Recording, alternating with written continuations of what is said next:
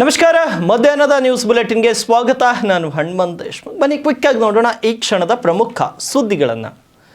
ವಿಶ್ವಗುರು ಬಸವಣ್ಣನವರು ವಿಶ್ವ ಕಲ್ಯಾಣವನ್ನು ಬಯಸಿದ್ರು. ಅವರ ವಿಶ್ವ ಮಾನ್ಯ ತತ್ವ ಸಂದೇಶಗಳನ್ನು ಜಾಗತಿಕ ಮಟ್ಟದಲ್ಲಿ ಪ್ರಚಾರ ಮತ್ತು ಪ್ರಸಾರವಾಗಬೇಕು ಎನ್ನುವ ಉದ್ದೇಶದಿಂದ ಡಿಸೆಂಬರ್ 14ರಂದು ದುಬೈನಲ್ಲಿ ಅಂತಾರಾಷ್ಟ್ರೀಯ ಬಸವ ತತ್ವ ಸಮಾವೇಶ ಮತ್ತು ಗುರು ಬಸವ ಜಯಂತಿಯನ್ನು ಹಮ್ಮಿಕೊಳ್ಳಲಾಗಿದೆ ಅಂತ ಬೆಂಗಳೂರಿನ ಚನ್ನಬಸವೇಶ್ವರ ಜ್ಞಾನಪೀಠದ ಡಾಕ್ಟರ್ ಚನ್ನಬಸವನಂದ ಸ್ವಾಮೀಜಿ ಹೇಳಿದ್ದಾರೆ. ದುಬೈನಲ್ಲಿ ಆಯೋಜಿಸಿರುವ ಅಂತಾರಾಷ್ಟ್ರೀಯ ಬಸವ ತತ್ವ ಸಮಾವೇಶ ಮತ್ತು ಗುರು ಬಸವ ಫೌಂಡೇಶನ್ ಹೈದರಾಬಾದ್, ಚನ್ನಬಸವೇಶ್ವರ ಜ್ಞಾನಪೀಠ ಬೆಂಗಳೂರು, ಶ್ರೀ ಚನ್ನಬಸವೇಶ್ವರ ಸಾಹಿತ್ಯ ಸಂಸ್ಕೃತಿ ಮತ್ತು ಸಾಂಸ್ಕೃತಿಕ ಸಂಸ್ಥೆ ಬೀದರ್ ಹಾಗೂ ಜಗನ್ನಾಥ್ ಆರ್ಟ್ಸ್ ಸಹಯೋಗದಲ್ಲಿ ವಿಶ್ವ ಶಾಂತಿ ಯಾತ್ರೆಗೆ ಗುರುವಾರ ಬಸವ ಕಲ್ಯಾಣದ ಪರುಷ ಕಟ್ಟೆಗೆ ವಿಶೇಷ ಪೂಜೆ ಸಲ್ಲಿಸಿದ ನಂತರ ನಡೆದ ಕಾರ್ಯಕ್ರಮದಲ್ಲಿ ಸಾನ್ನಿಧ್ಯವನ್ನು ವಹಿಸಿ ಅವರು ಮಾತನಾಡಿದರು. ಬಸವೇಶ್ವರ ತತ್ವ ದೇಶ ಮತ್ತು ವಿದೇಶಕ್ಕೆ ತಲುಪಬೇಕು, ಅಂತಾರಾಷ್ಟ್ರೀಯ ಮಟ್ಟದಲ್ಲಿ ಪ್ರಚಾರ ಮತ್ತು ಪ್ರಸಾರವಾಗಬೇಕು ಎಂಬುದು ಪೂಜ್ಯ ಜಗದ್ಗುರು ಮಾತೆ ಮಹಾದೇವಿ ಮಾತಾಜಿಯವರ ಸಂಕಲ್ಪವಾಗಿತ್ತು.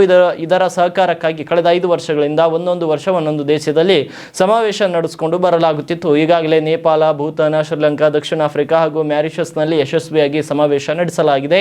6ನೇ ಸಮಾವೇಶ ದುಬೈನಲ್ಲಿ ನಡೆಯಲಿದ್ದು, ರಾಜ್ಯದಿಂದ ಬಸವ ಭಕ್ತರು ಉತ್ಸವದಿಂದ ಪಾಲ್ಗೊಳ್ಳಲು ಮುಂಚಿತವಾಗಿ ವಿಮಾನ ಟಿಕೆಟ್ ಮಾಡಿಕೊಂಡಿದ್ದಾರೆ ಎಂದು ಮಾಹಿತಿ ನೀಡಿದ್ದಾರೆ. ವಿಶ್ವಗುರು ಅಂದಾಗ ಅಂತಂದರೆ ಕೇವಲ ಕರ್ನಾಟಕ, ಮಹಾರಾಷ್ಟ್ರ, ಆಂಧ್ರ, ತಮಿಳುನಾಡು ಇಷ್ಟಕ್ಕೆ ಸೀಮಿತ ಗುರು ಬಸವಣ್ಣನವರಾಗಬಾರ್ದು. ಇಡೀ ವಿಶ್ವಕ್ಕೂ ಕೂಡ ಅವರ ತತ್ವ ಪ್ರಚಾರ ಆಗಬೇಕು ಅನ್ನುವಂತಹ ಸದುದ್ದೇಶವನ್ನು ಇಟ್ಕೊಂಡು ಶರಣರಾಗಿರುವಂತಹ ನಮ್ಮ ನಾಗನಾಥಪ್ಪ ಅವರು ಸುಮ್ಮನೆ ಕುಂದ್ರಿಸೋದಿಲ್ಲ. ಜಂಗಮರನ್ನ ಅವರು ಎಲ್ಲ ಕಡೆಗೂ ಕೂಡ ಸಂಚರಿಸ್ತಾರೆ ಅಥವಾ ಎಲ್ಲ ಫಿಕ್ಸ್ ಮಾಡ್ಕೊಂಡು ಬರ್ತಾರೆ. ಪರಮ ಪೂಜ್ಯ ಸ್ವಾಮೀಜಿಯವ್ರನ್ನ ತಯಾರು ಮಾಡ್ತಾರೆ. ಪರಮ ಪೂಜ್ಯ ಸ್ವಾಮೀಜಿಯವರು ಕೂಡ ಯಾವುದಕ್ಕೂ ಕೂಡ ಬೇಜಾರನ್ನು ಮಾಡಿಕೊಳ್ಳದ ಹಾಗೆ ಗುರು ಬಸವಣ್ಣನವರ ತತ್ವ ಪ್ರಚಾರದಲ್ಲಿ ಅವರು ಸದಾ ನಿರತರಾಗಿದ್ದಾರೆ. ಈ ಕಾರ್ಯಕ್ರಮ ಬಸವಲಿಂಗಾಯ ನಮಃ, ವಿಶ್ವಗುರು ಮಂತ್ರಪುರುಷ ವಿಶ್ವಜ್ಯೋತಿ ಅಪ್ಪ ಬಸವ ತಂದೆಯವರನ್ನು ಎನ್ನ ಹೃನ್ಮಂದಿರದಲ್ಲಿ ಧ್ಯಾನಿಸಿಕೊಳ್ಳುತ್ತಾ, ಪರಮ ಪೂಜ್ಯ ಅಪ್ಪಾಜಿ ಮಾತಾಜಿಯವರನ್ನು ಎನ್ನ ಹೃನ್ಮಂದಿರದಲ್ಲಿ ಧ್ಯಾನಿಸಿಕೊಳ್ಳುತ್ತಾ, ಈ ಕಾರ್ಯಕ್ರಮದಲ್ಲಿ ಭಾಗಿಗಳಾಗಿರುವಂತಹ ಪರಮ ಪೂಜ್ಯ ಚನ್ನಬಸವಾನಂದ ಸ್ವಾಮೀಜಿಯವರ ಶ್ರೀಚರಣಗಳಿಗೆ ಹಣಿಮಣಿದು ಎಲ್ಲ ಶರಣ ಬಂಧುಗಳಿಗೂ ಅನಂತ ಶರಣಾರ್ಥಿಗಳನ್ನು ಸಲ್ಲಿಸ್ತಾ, ಪತ್ರಕರ್ತ ಬಾಂಧವರಿಗೂ ಅನುಭವ ಮಂಟಪದ 770 ಅಪರಗಣಗಳನ್ನು ಸ್ಮರಿಸಿಕೊಂಡು ಪರಮ ಪೂಜ್ಯ ಪ್ರವಚನ ಪಿತಾಮಹರಾದ ಲಿಂಗಾನಂದ ಮಹಾಸ್ವಾಮೀಜಿಯವರನ್ನು ಮತ್ತು ವಿಶ್ವದ ಪ್ರಪ್ರಥಮ ಮಹಿಳಾ ಜಗದ್ಗುರುಗಳಾದಂಥ ಡಾಕ್ಟರ್ ಮಾತೆ ಮಹಾದೇವಿ ತಾಯಿಯವರನ್ನು ಮೊದಲು ಸ್ಮರಿಸಿಕೊಂಡು, ಇಂದು ನಾವು ದುಬೈ ದೇಶಕ್ಕೆ, ಇಸ್ಲಾಂ ಕಂಟ್ರಿ ಆಗಿರ್ತಕ್ಕಂಥ ದುಬೈ ದೇಶಕ್ಕೆ, ಅದರಲ್ಲೂ ಭಾರತ ಮತ್ತು ದುಬೈಗೆ ಭಾಳ ವ್ಯತ್ಯಾಸ. ಅನೇಕ ವಿಷಯಗಳಲ್ಲಿ ದುಬೈ ನೋಡಿ ನಾವು ಕಲಿಬೇಕಾಗ್ತದೆ ಭಾರತೀಯರು. ಅಂತಹ ಭಾಳ ಸ್ಟ್ರಿಕ್ಟ್ ಇರ್ತಕ್ಕಂಥದ್ದು. ಈಗ ನಮ್ಮ ದೇಶದಲ್ಲಿ ಏನಾದ್ರು ತಪ್ಪು ಮಾಡಿದ್ದಾರೆ ಅಂದರೆ ಅವು ವರ್ಷಗಟ್ಟಲೆ 10 ವರ್ಷ 20 ವರ್ಷ ಹೋದ್ರೂ ಅವ್ರಿಗೆ ಶಿಕ್ಷೆ ಆಗಲ್ಲ. ಅದು ದುಬೈದಾಗ ಹೆಂಗದ ಅಂದ್ರೆ ಲಿಂಗೈಕ್ಯ ಮಾತಾಜಿಯವರನ್ನು ನೆನೆಸುತ್ತಾ ನಾವು ಇಲ್ಲಿ ನಾಗನಾಥ್ ಪಾಟೀಲ್ ಅವರೇ, ಬೀದರ್ ಜಿಲ್ಲೆಯ ಬಸವ ಕಲ್ಯಾಣ ತಾಲೂಕು ಪಂಚಾಯಿತಿ ಸಭಾಂಗಣದಲ್ಲಿ ಕಳೆದ ನವೆಂಬರ್ 28ರಂದು ಕೆಡಿಪಿ ಸಭೆ ಶಾಸಕರ ಮತ್ತು ಕೆಡಿಪಿ ನೂತನ ಸದಸ್ಯರ ಮಾತಿನ ಚಕಮಕಿಯಲ್ಲಿ ಅರ್ಧಕ್ಕೆ ನಿಂತು ಹೋಗಿದ್ದು, ಕೇವಲ 7 ಇಲಾಖೆಗಳ ಕುರಿತು ಸಭೆಯಲ್ಲಿ ಚರ್ಚೆಗಳು ನಡೆದಿದ್ವು. ಇನ್ನು ನಿರ್ಮಿತಿ ಕೇಂದ್ರದ ಕುರಿತು ಚರ್ಚೆ ನಡೆಯುವ ಸಮಯದಲ್ಲಿ ಶಾಸಕರು ಹಾಗೂ ಕೆಡಿಪಿ ಸದಸ್ಯರ ಮಧ್ಯೆ ಮಾತಿನ ಚಕಮಕಿ ಶುರುವಾದ ಮೇಲೆ ಶಾಸಕರು ಅದನ್ನು ಅರ್ಧಕ್ಕೆ ನಿಲ್ಲಿಸಿದ್ರು. ಇದೀಗ ಕೆಡಿಪಿ ಸದಸ್ಯರು ಅರ್ಧಕ್ಕೆ ನಿಂತ ಕೆಡಿಪಿ ಸಭೆಯನ್ನು ಇನ್ನೊಂದು ದಿನ ಇಟ್ಟುಕೊಳ್ಳಬೇಕೆಂದು ತಾಲೂಕು ಪಂಚಾಯಿತಿ ಅವರಿಗೆ ಮನವಿ ಪತ್ರ ನೀಡುವ ಮುಖಾಂತರ ಶಾಸಕರಿಗೆ ಮನವಿ ಮಾಡಿದ್ದಾರೆ. ಇನ್ನು ಹಲವು ಇಲಾಖೆಗಳ ಕುರಿತು ಚರ್ಚೆ ಮಾಡಬೇಕಾಗಿದೆ. ಹಾಗಾಗಿ ಕೆಡಿಪಿ ಸಭೆಗೆ ಇನ್ನೊಂದು ದಿನ ಪಡಿಸಬೇಕು ಅಂತ ಮನವಿಯಲ್ಲಿ ಕೇಳಿಕೊಂಡಿದ್ದಾರೆ. ಭಾಲ್ಕಿ ಪಟ್ಟಣದ ಹಿರೇಮಠ ಸಂಸ್ಥಾನದಲ್ಲಿ ಶರಣ ಮಾದಾರ ಚೆನ್ನಯ್ಯನವರ ಜಯಂತಿ ಹಾಗೂ ಮಾಸಿಕ ಶಿವಾನುಗೋಷ್ಠಿ ಕಾರ್ಯಕ್ರಮ ನಡೆಯಿತು. ಕಾರ್ಯಕ್ರಮದ ನೇತೃತ್ವವನ್ನು ಹಿರೇಮಠ ಸಂಸ್ಥಾನದ ಪೀಠಾಧಿಪತಿಗಳಾದ ಪೂಜ್ಯ ಗುರುಬಸವ ಪಟ್ಟದೇವರು ವಹಿಸಿದರು. ಇದೇ ವೇಳೆ ಮಾತನಾಡಿದವರು, ಮಾದಾರ ಚೆನ್ನಯ್ಯ ಅವರು 12ನೇ ಶತಮಾನದ ಪ್ರಮುಖ ಶರಣರಾಗಿದ್ದರು.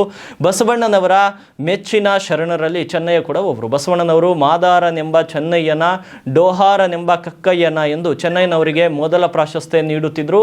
ಬಸವಾದಿ ಶರಣರ ವಚನಗಳನ್ನು ನಿತ್ಯ ಓದಿ ಅವುಗಳನ್ನು ತಮ್ಮ ಬದುಕಿನಲ್ಲಿ ಅಳವಡಿಸಿಕೊಂಡ್ರೆ ಬದುಕು ಹಸನಾಗುತ್ತದೆ ಎಂದರು. ಇನ್ನು ಪೂಜ್ಯ ಪ್ರಭುಲಿಂಗ ದೇವರು, ಶಿವ ಬಸವ ದೇವರು ಸಮ್ಮುಖ ವಹಿಸಿದರು. ಕರವೇ ಯುವ ಸೇನೆ ತಾಲೂಕು ಅಧ್ಯಕ್ಷ ರಾಜ್ಕುಮಾರ್ ಡಾವರ್ಗಾವೆ ಅವರು ಅಧ್ಯಕ್ಷತೆಯನ್ನು ವಹಿಸಿದರು. ಶಿವಾನಂದ್ ಕಡಾಳೆ ಅವರು ಅನುಭವ ನುಡಿ ಬಸವಣ್ಣನವರು ತಮ್ಮ ವಚನದಲ್ಲಿ ಮಾದಾರ ಚೆನ್ನಯ್ಯ ಮನೆಯ ಮಗ, ನಾನು ಕೂಡಲ ಸಂಗಮ ದೇವನ ಸಾಕ್ಷಿಯಾಗಿ ಅಂತ ಮಾರ್ಮಿಕವಾಗಿ ನುಡಿದಿದ್ದಾರೆ. ಮಾದಾರ ಚೆನ್ನಯ್ಯ ಮನೆ ಅಂಬಲಿಯ ನುಂಡು ಬೆಳೆದೇನೆಂದು ಹೇಳುತ್ತಾರೆ ಎಂದು ತಿಳಿಸಿದರು. ಅಂತಹ ಚೆನ್ನಯ್ಯ ನಮ್ಮ ಕುಲ ತಿಲಕ ಅವರನ್ನು ನಾವು ನಿತ್ಯವೂ ಸ್ಮರಿಸಬೇಕು. ಮಾದಾರ ಚೆನ್ನಯ್ಯ ಸಮಾಜದ ಮುಖಂಡರುಗಳಾದ ರಮೇಶ್ ಕಟ್ಟಿತೂಗಾವ್, ಗುಂಡಪ್ಪ ಕೋಟೆ, ರವಿ ಗೌಡೆ, ದತ್ತಾತ್ರೇಯ ಜೋತೆ, ಅನಿಲ್ ಹರ್ಲೆಪುರೆ, ರಾಹುಲ್ ಮಿತ್ರೆ, ರೋಹನ್ ಸಿಂಧೆ, ಪ್ರಮೋದ್ ಸಿಂಧೆ, ಆದಿತ್ಯ, ರೋಹಿತ್ ಮತ್ತು ಸತೀಶ್ ಸೇರಿದಂತೆ ಅನೇಕರು ಉಪಸ್ಥಿತರಿದ್ದರು.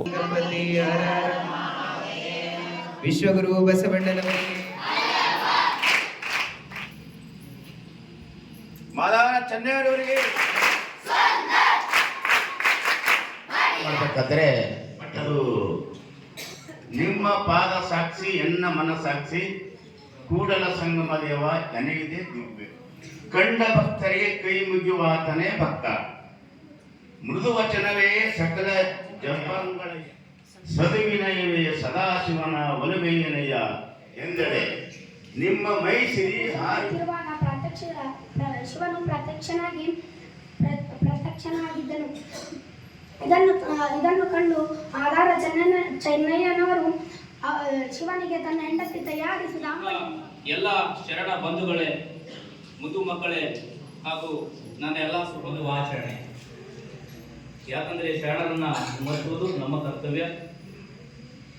ಶರಣರನ್ನು ಕೊಂಡಾಡುವುದು, ಅವರ ವಚನಗಳನ್ನು ಧ್ಯಾನಿಸುವುದು, ಜಾತಿ ಧರ್ಮದವರು ಹಂಚ್ಕೊಳ್ಳದೆ ಎಲ್ಲವರನ್ನ ಇವರು ನನ್ನವರು, ಇವರು ನನ್ನವರು, ಇವರು ನನ್ನವರು ಅಂದು ಎಲ್ಲರ ಒಂದು ಕುಟುಂಬದ ರೀತಿಯಲ್ಲಿ, ಒಂದು ಸಮಾಜದ ರೀತಿಯಲ್ಲಿ ಸೇರಿಸಿಕೊಂಡು ಬಾಳೋದಾದರೆ ಇದೊಂದು ಕಲ್ಯಾಣ ಆಗಲಿಕ್ಕೆ ಸಾಧ್ಯ ಅಲ್ಲ. ಕಲ್ಯಾಣದಲ್ಲಿ ಏನಿತ್ತಲ್ಲ, ಎಲ್ಲಾ ಜಾತಿ ಜನಗಳು, ಎಲ್ಲಾ ಕುಲದ ಜನಗಳು, ಎಲ್ಲಾ ಕಾಯಕ ಜನಗಳು ಏನು ಅಣ್ಣ ಅಪರೂಪದ ವ್ಯಕ್ತಿ, ಎಷ್ಟು ಅಪರೂಪದ ವಚನಕಾರ. ನಮ್ಮ ನಿಮ್ಮನ್ನು ಸಹಿತ ಜನರು ಆ ರೀತಿ ಮಾಡ್ಬೇಕ್ರಿ, ಹೌದಿಲ್ಲ? ಎಷ್ಟು ನೋಡ್ರಿ ಅವ್ರದ್ದು, ಎಷ್ಟು ಎಷ್ಟು ಎಷ್ಟು ಕುಲಕ್ಕೆ ತಿಲಕ ನಮ್ಮ ಮಾದರ ಚೆನ್ನಯ್ಯ ಅಂದ್ರ ಮೇಲೆ ಇಡೀ ಶರಣ ಕುಲಕ್ಕೆ ಎಷ್ಟು ನೋಡ್ರಿ, ಹೌದಿಲ್ಲ? ಅವರು ತಿಲಕ ಇದ್ದ ಹಾಗೆ. ಆದರೆ ಅಷ್ಟೊಂದು ಮಾದರಿಯ ವಚನಕಾರ, ಅಷ್ಟೊಂದು ಭಕ್ತಿಯ ವಚನಕಾರ. ಬಸವಣ್ಣನವರಿಗಂತೂ ಬಹಳ ಪ್ರಿಯ. ದಾಂತವಾದಲ್ಲಿ ಕವಿಲ್ಲ, ನುಡಿಲೇಸು ನಡೆಯದ ಮಾವಾದಲ್ಲಿ, ಬಿಡುಗಡೆ ದ್ವಾರಂಗಳಲ್ಲಿ. ಮಾದಾರ ಚೆನ್ನಯ್ಯನವರ ಜಯಂತಿಯನ್ನ ಇಲ್ಲಿ ಅಪ್ಪೋರ ಮಠದಲ್ಲಿ ಕಾರಣ ಬಸವಣ್ಣನಿಂದ ಪ್ರಭಾವಿತರಾಗಿ ಅಫ್ಘಾನಿಸ್ತಾನದಿಂದ ಮರುಳಶಂಕರ ದೇವರು ಬಂದರು, ಮಹಾರಾಷ್ಟ್ರದಿಂದ ಸಿದ್ದರಾಮೇಶ್ವರರು, ದಸರಯ್ಯನವರು ಬಂದರು, ಅಮುಗೆ ದೇವಯ್ಯ ರಾಮಯ್ಯನವರು ಬಂದರು. ಅದೇ ರೀತಿಯಾಗಿ ಕಲ್ಯಾಣಕ್ಕೆ ತಮಿಳುನಾಡಿನಿಂದ ಬಂದಂಥವ್ರು ಮಾದಾರ ಚೆನ್ನಯ್ಯನವರು. ಇವತ್ತು ಬಸವಣ್ಣನವರ ವಚನಗಳು, ಶರಣರ ವಚನಗಳು ಈಗಾಗಲೇ 36 ಭಾಷೆಗಳಲ್ಲಿ ಭಾಷಾಂತರ ಆಗಿದ್ದಾವೆ. ಜಗತ್ತಿನಲ್ಲಿ ಎಲ್ಲೆಡೆ ಎಲ್ಲ ವಿಶ್ವವಿದ್ಯಾನಿಲಯಗಳಲ್ಲಿ ಶರಣರ ವಚನಗಳನ್ನು ಅಧ್ಯಯನ ಮಾಡಲಾಗ್ತಾ ಇದೆ, ಶರಣರ ಚರಿತ್ರೆಗಳನ್ನು ಅಧ್ಯಯನ ಮಾಡಲಾಗ್ತಾ ಇದೆ. ನಾವು ಯಾವ ಅಪ್ಪ ಬಸವಣ್ಣನವ್ರನ್ನ ಭಕ್ತಿ ಭಂಡಾರಿ ಅಂತ ಕರಿತೀವಿ, ವಿಶ್ವಗುರು ಅಂತ ಕರಿತೀವಿ, ಜಗಜ್ಯೋತಿ ಅಂತ ಕರಿತೀವಿ. ಇನ್ನೆಲ್ಲ ಅಪ್ಪ ಬಸವಣ್ಣನವರು ಮಾಡಿದಂತಹ ಕಾರ್ಯಗಳಿಗೆ ಹಾಡಿ ಹೊಗಳುತ್ತೀವಿ. ಅಂತಹ ಅಪ್ಪ ಬಸವಣ್ಣವರು ತಮ್ಮ ಯಾವುದೇ ವಚನದಲ್ಲಿ ತಮ್ಮ ಸ್ವಂತ ಅಪ್ಪ ಅಮ್ಮನನ್ನು ಸ್ಮರಣೆ ಮಾಡ್ಕೊಂಡಿಲ್ಲ. ನನ್ನ ಅಪ್ಪ ಮಾದಾರ ಸಮಾಧಾನ ಬಗ್ಗೆ ಅಂತ ಹೇಳ್ಕೊಂಡಿಲ್ಲ. ಆದ್ರೆ ಅಪ್ಪನು ನಮ್ಮ ಮಾದಾರ ಚೆನ್ನಯ್ಯ ಅಂತ ಹೇಳಿ ಮಾದಾರ ಚೆನ್ನಯ್ಯನವರು ನಮ್ಮ ಅಪ್ಪ ಅಂತ ಹೇಳಿದ್ರು ನಾವು ಮಾಡ್ಕೋತ ಬರ್ತಾ ಇದ್ದೀವಿ. ನಮ್ಮ ಅಪ್ಪಗಳು ಯಾವಾಗಲೂ ಹೇಳ್ತಿದ್ರು, ಯಾರೂ ಮಾಡದೇ ಇದ್ದಾಗ ನಾವು ಮಾಡ್ಕೊಂಡು ಬಂದಿದ್ವಿ. ಇವತ್ತು ಸರ್ಕಾರ ಮಾಡ್ತಾ ಇದೆಯಲ್ಲ, ಅದು ನಮಗೆ ಬಹಳ ಖುಷಿ ತಂದು ಕೊಟ್ಟಿದೆ. ಅದು ಯಾವತ್ತೂ ಮಾಡಿದ್ದಕ್ಕೂ ಒಂದಿನ ಅಲ್ಲ ಒಂದಿನ ಫಲ ಸಿಕ್ಕಿತು. ಮಾದಾರ ಚೆನ್ನಯ್ಯನವರು ಒಂದು ಬಸವಾದಿ ಶರಣರಲ್ಲೇ ಅತ್ಯಂತ ಹಿರಿಯರು, ಸಾಮಾನ್ಯರಲ್ಲಿ ಸಾಮಾನ್ಯರು. ಎಷ್ಟು ಚೋಳ ರಾಜನ ಹತ್ತಿರ ಕುದುರೆಗೆ ರಕ್ಷಣೆ ಮಾಡ್ತಕ್ಕಂಥದ್ದು, ಅದಕ್ಕೆ ಹುಲ್ಲು, ಅದಕ್ಕೆ ನೀರು, ಅದಕ್ಕೇನು ಬೇಕು ಅದನ್ನೆಲ್ಲ ಒಂದು ತಾಯಿಯಂಗೆ ಅವ್ರ ಕಾರ್ಯ ಮಾಡ್ತಕ್ಕಂಥವ್ರು. ಅಂಥವ್ರ ಭಕ್ತಿಗೆ ಆ ರಾಜನೇ ಬೆರಗಾಗ್ತಾನೆ. ಅವೆಲ್ಲವೂ ವಿಷಯಗಳನ್ನ ಇಲ್ಲೆಲ್ಲ ಮಾತುಗಳ ಆಗಿರ ನಮ್ಮ ಮನಸ್ಸು, ನಮ್ಮ ಭಾವ, ನಮ್ಮ ವ್ಯಕ್ತಿತ್ವ ಸುದ್ದಿತ್ತಂದ್ರ ಭಗವಂತನೇ ಪ್ರತ್ಯಕ್ಷ ಆಗ್ತಾನಲ್ಲಿಕ್ಕೆ ಮಾದಾರ ಚೆನ್ನಯ್ಯನವರೇ ಒಂದೆಲ್ಲರಿಗೂ ಆದರ್ಶರು. ಅಂತ ಮಾದಾರ ಚೆನ್ನಯ್ಯವರ ಜಯಂತಿಯಲ್ಲಿ ಶರಣರದೇನು ವಿಚಾರಗಳು ಇವನು, ಮಾದಾರ ಚೆನ್ನಯ್ಯ ಶರಣರು ಯಾವ ರೀತಿ ಭಾಳ ಬದುಕಿದ್ರು ಅದನ್ನು ಆ ಬದುಕೆ ಎಲ್ಲರ ಜೀವನದಲ್ಲಿ ಅಳವಡಿಸ್ಕೊಂಡ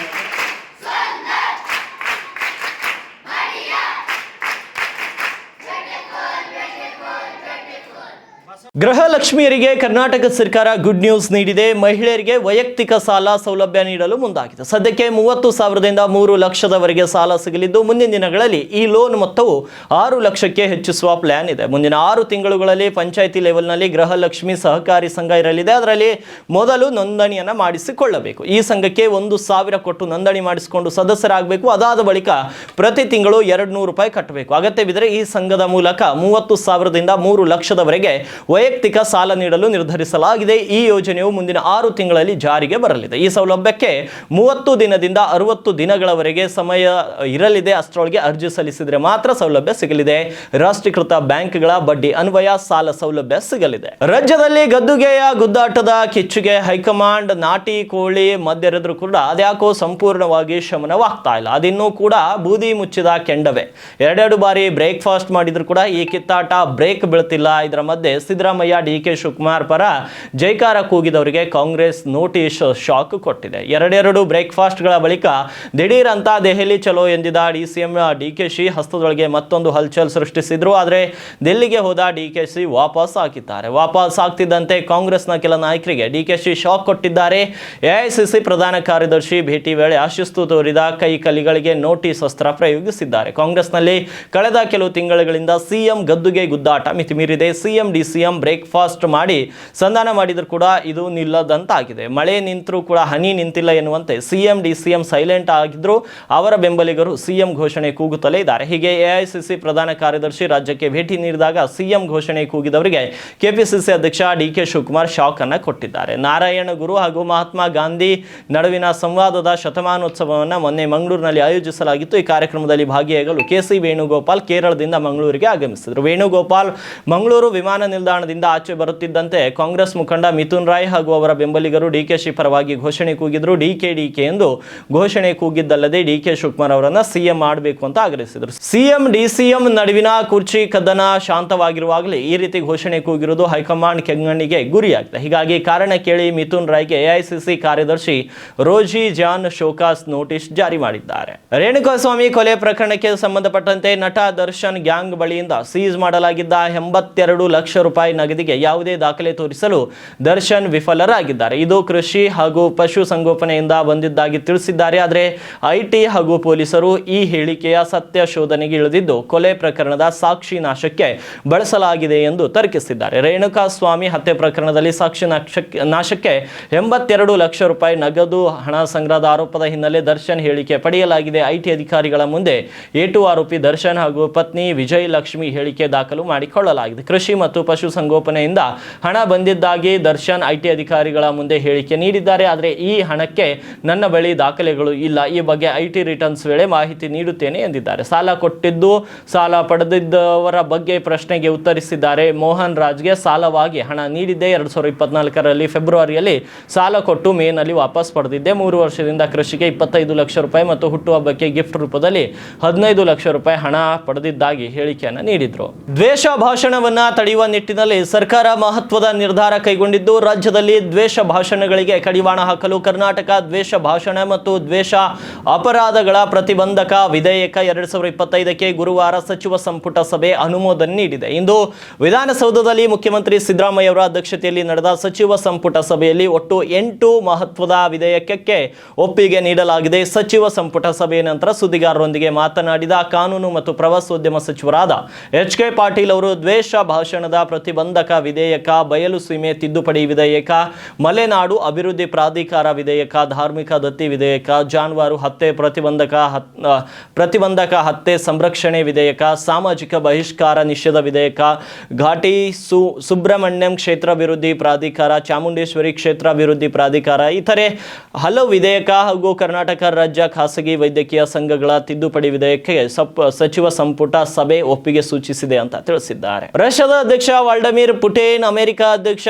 ಡೊನಾಲ್ಡ್ ಟ್ರಂಪ್ ಅವರ ಬೂಟಾಟಿಕೆಯನ್ನ ಬಯಲು ಮಾಡಿದ್ದಾರೆ. ಅಮೆರಿಕ ಈಗಲೂ ನಮ್ಮಿಂದ ಪರಮಾಣು ಇಂಧನವನ್ನ ಖರೀದಿಸುತ್ತಿರುವಾಗ ಭಾರತ ಯಾಕೆ ಕಚ್ಚಾ ತೈಲ ಖರೀದಿಸಬಾರದು ಅಂತ ರಷ್ಯಾ ಅಧ್ಯಕ್ಷ ವ್ಲಾದಿಮಿರ್ ಪುಟಿನ್ ಪ್ರಶ್ನೆಯನ್ನ ಮಾಡಿದ್ದಾರೆ. ಇನ್ನು ಭಾರತಕ್ಕೆ ಬರುವ ಮೊದಲೇ ರಷ್ಯಾದಲ್ಲಿ ಭಾರತದ ಮಾಧ್ಯಮಕ್ಕೆ ಪುಟಿನ್ ವಿಶೇಷ ಸಂದರ್ಶನ ನೀಡಿದ್ರು. ಈ ಸಂದರ್ಭದಲ್ಲಿ ರಷ್ಯಾದಿಂದ ತೈಲ ಖರೀದಿಸದಂತೆ ಭಾರತದ ಮೇಲೆ ಅಮೆರಿಕ ಒತ್ತಡ ಹಾಕ್ತಿರೋ ಬಗ್ಗೆ ಪ್ರಶ್ನೆ ಕೇಳಲಾಯಿತು. ಅಮೆರಿಕ ತನ್ನ ಪರಮಾಣು ವಿದ್ಯುತ್ ಸ್ಥಾವರಗಳಿಗಾಗಿ ನಮ್ಮಿಂದ ಪರಮಾಣು ಇಂಧನವನ್ನ ಇಂಧನವನ್ನು ಖರೀದಿಸುತ್ತಿದೆ. ಅಮೆರಿಕವು ನಮ್ಮ ಇಂಧನವನ್ನು ಖರೀದಿಸುವ ಹಕ್ಕನ್ನು ಹೊಂದಿದ್ರೆ ಭಾರತವು ಅದೇ ಸವಲತ್ತು ಏಕೆ ಹೊಂದಬಾರದು ಅಂತ ಪ್ರಶ್ನಿಸಿದ್ರು. ಅಮೆರಿಕ ಈ ರೀತಿಯ ವ್ಯವಹಾರಗಳಲ್ಲಿ ತೊಡಗಿಸಿಕೊಳ್ಳಲು ಅವಕಾಶವಿದ್ದರೆ ಭಾರತ ಅದೇ ರೀತಿಯ ವ್ಯವಹಾರ ಯಾಕೆ ಪರಿಶೀಲನೆಗೆ ಒಳಗಾಗಬಾರದು ಅಂತ ಅವರು ಹೇಳಿದರು. ಆರಂಭದಲ್ಲಿ ಭಾರತದಿಂದ ಆಮದಾಗುವ ಕೆಲ ವಸ್ತುಗಳಿಗೆ ಟ್ರಂಪ್ 25% ಶುಲ್ಕವನ್ನು ವಿಧಿಸಿದ್ರು. ಬಳಿಕ ರಷ್ಯಾದಿಂದ ಕಚ್ಚಾ ತೈಲವನ್ನು ಆಮದು ಮಾಡುತ್ತಿರುವುದಕ್ಕೆ ದಂಡವಾಗಿ 50% ಶುಲ್ಕವನ್ನು ಹೇರಿದ್ದಾರೆ. ರೋಹಿತ್ ಶರ್ಮಾ, ವಿರಾಟ್ ಕೊಹ್ಲಿ, ಟೀಮ್ ಇಂಡಿಯಾ ಈಗ ದಿಗ್ಗಜರ ಕ್ರಿಕೆಟ್ ಭವಿಷ್ಯ ಲೋಕದ ಹಾಟ್ ಟಾಪಿಕ್ ಆಗಿದೆ. 2027ರ ಏಕದಿನ ವಿಶ್ವಕಪ್ ಟೂರ್ನಿಯಲ್ಲಿ ಆಡಲೇಬೇಕು ಎಂದು ಜಿದ್ದಿಗೆ ಬಿದ್ದು ಜೋಡೆತ್ತುಗಳು ಹೋರಾಟಕ್ಕಿಳಿದಿದ್ದಾರೆ. ನಾವು ವಿಶ್ವಕಪ್ ಆಡಿಯೇ ಗುಡ್ ಬೈ ಹೇಳೋದು ಅಂತ ಬಿಸಿಸಿಐ ಬಾಸ್ಗಳು ಟೀಮ್ ಮ್ಯಾನೇಜ್ಮೆಂಟ್ ಸವಾಲಿಸಿದ್ದಾರೆ. ಸ್ಪಷ್ಟ ಗುರಿಯೊಂದಿಗೆ ರೋಕೋ ಜೋಡಿ ದಿಟ್ಟ ಹೋರಾಟಕ್ಕಿಳಿದೆ. 2027ರ ಏಕದಿನ ವಿಶ್ವಕಪ್ ಮಹಾದಾಸೆ ಹೊಂದಿರುವ ರೋಹಿತ್ ಶರ್ಮಾಗೆ ಫಿಟ್ನೆಸ್ ಪ್ರಶ್ನೆಯನ್ನು ಕೇಳಿದರೆ ಕೊಹ್ಲಿಗೆ ಫಾರ್ಮ್ನ ಪ್ರಶ್ನೆಯನ್ನು ಕೇಳಲಾಗಿತ್ತು. ಆ ಪ್ರಶ್ನೆಗಳಿಗೆ ದಿಗ್ಗಜರು ಮುಟ್ಟಿಕೊಳ್ಳುವಂತೆ ಆನ್ಸರ್ ಕೊಟ್ಟಿದ್ದಾರೆ. ಸುಮಾರು 11 kg ತೂಕ ಇಳಿಸಿಕೊಂಡು ರೋಹಿತ್ ಸೂಪರ್ ಫಿಟ್ ಆಗಿದ್ದಾರೆ. ಕೊಹ್ಲಿ ಬ್ಯಾಕ್ ಟು ಬ್ಯಾಕ್ ಶತಕ ಸಿಡಿಸಿ ಘರ್ಜಿಸಿದ್ದಾರೆ. ವಿಜಯ್ ಹಜಾರೆ ಟ್ರೋಫಿ ಆಡಬೇಕು ಅನ್ನೋ ಕಂಡೀಷನ್ಗೂ ಒಪ್ಪಿಗೆ ಸೂಚಿಸಿ ಸುದೀರ್ಘ ಅಂತರದ ಬಳಿಕ ಡೊಮೆಸ್ಟಿಕ್ ಅಂಗಳಕ್ಕಿಳಿಯಲು ಮುಂದಾಗಿದ್ದಾರೆ. ಇಷ್ಟಾದರೂ ಕೂಡ head coach Gautam Gambhir, chief selector Ajit ಅಗ್ರಕರ್ಗೆ ಸಮಾಧಾನವೇ ಇಲ್ಲ.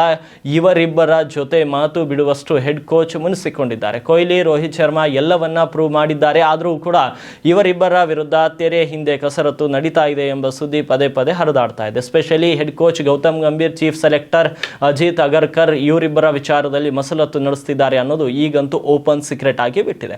ಆಸ್ಟ್ರೇಲಿಯಾ ಬಳಿಕ ಸೌತ್ ಆಫ್ರಿಕಾ ಸರಣಿಯಲ್ಲಿ ಸಾಲಿಡ್ ಪ್ರದರ್ಶನ ನೀಡ್ತಾ ಇದ್ರು ಕೂಡ ಈ ವಿಚಾರ ಚರ್ಚೆಯಲ್ಲಿದೆ. ಈ ಬಗ್ಗೆ ಟೀಮ್ ಇಂಡಿಯಾ ಮಾಜಿ ಕೋಚ್ ರವಿ ಶಾಸ್ತ್ರಿ ಮಾತನಾಡಿದ್ದು ಗಂಭೀರ್ ಅಗ್ರಕರ್ ವಿರುದ್ಧ ಗುಡುಗಿದ್ದಾರೆ. ಇವಾಗಿದು ಈ ಕ್ಷಣದ ಪ್ರಮುಖ ಸುದ್ದಿಗಳು. ಮತ್ತೆ ಭೇಟಿಯಾಗ್ತೀನಿ ಸಾಯಂಕಾಲದ ನ್ಯೂಸ್ ಬುಲೆಟಿನ್ ನಲ್ಲಿ.